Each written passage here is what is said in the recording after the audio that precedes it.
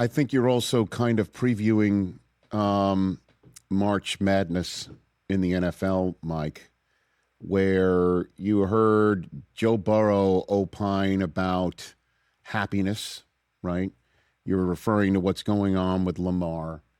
And I'm just wondering if Matthew Stafford wins his next two games, what does he do in Los Angeles, right? He's playing such a high level. He seems to be enjoying himself. I know I'm kind of kicking a hornet's nest here, but if there is this movement on the coaching carousel that is spinning in such a way that you and I have not seen in the last quarter century of covering this sport, right? What happens if there's a quarterback opening for Sean McVay in Los Angeles? Who would be the ones to potentially affect their movement to be the next one there, you know? See what I'm saying? Oh, I see what you're saying. Before 2020, there weren't that cluster of veteran quarterbacks with starting experience that were readily available. Starting with the Tom Brady, Phillip Rivers, Drew Brees was a free agent. He stayed in New Orleans for another year. Right. But every year now we have the coaching carousel that goes full speed.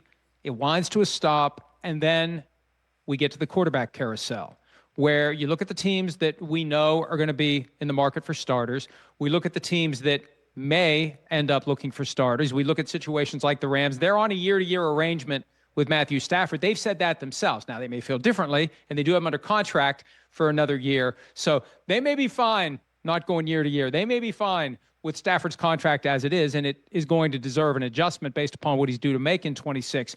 But the one team that I've been watching the most closely as it relates to Lamar Jackson, because when Mike Preston of the Baltimore Sun had that column from last month that kind of started a little firestorm of discussion about the relationship between Lamar and the Ravens, right, he mentioned the Dolphins and the Raiders. The Dolphins can't do it with the Tua contract and the cap consequences, but how about the Raiders?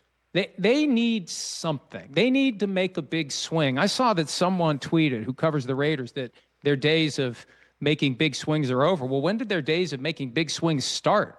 And more of this now is going to stick to Tom Brady. He's got to come do something. And that's one, like, and you know, people get upset because we try to, you know, it's the old Gretzky thing. Don't skate to where the puck is, skate to where you think the puck's going to be. I'm trying to skate to where I think the puck's going to be, and I'm trying to envision these possibilities. We've already seen crazy beyond what we would have expected in the coaching cycle, so we got to be ready for anything. But yeah, as I sit back and just watch and wait and wonder and monitor, and the quarterback carousel starts to spin, man, the Raiders making a call and dangling that first overall pick for Lamar Jackson, wouldn't that be something if that happens? No, for sure.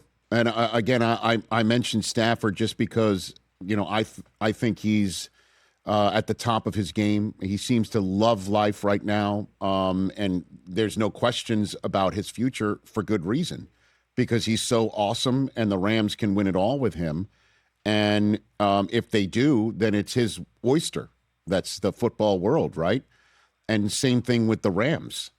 And if he decides to say, I want to go hang out with my beautiful family full time now, and that, because he was the first quarterback of that spinning carousel off of which every move was made last year.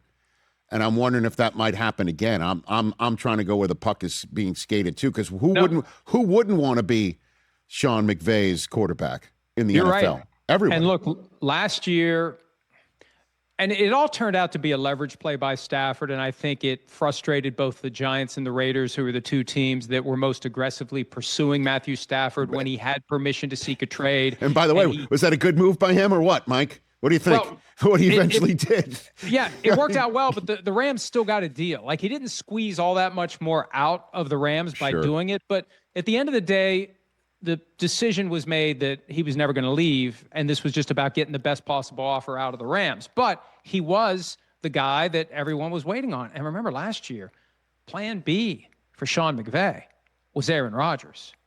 And that would have been something. And where would the Rams be this year with Aaron Rodgers and not Matthew Stafford? I don't know. But the Rams had their fallback plan in place. And once they finish their playoff run, and they're going to have compressed time if they make it to the Super Bowl, job number one becomes this year-to-year thing with Stafford. Does he want to keep playing? What does he want to be paid? What do we want to do? Do we want to get a year or two ahead of a potential decline? He's shown no signs of one. Now, we went through 4 or 5 weeks before training camp and in the early weeks of training camp, wondering if he was going to be able to play at all this year because of a back issue that popped up between the offseason program and the start of camp. But he looks great. He keeps going. He's arguably better than he's ever been. First time he's been a first-team All-Pro, potentially the NFL MVP. I think it would be craziness for the two sides to not keep going, but craziness is what's unfolded over the last 2 weeks. So that's why we have to be ready for anything. That's part of the reason why I'm bringing it up here, dishing while waiting for football to be played this weekend. Hey, you made it all the way to the end. Thanks for that. Check us out every single day streaming live on Disney Plus and the ESPN app 12 to 3 Eastern.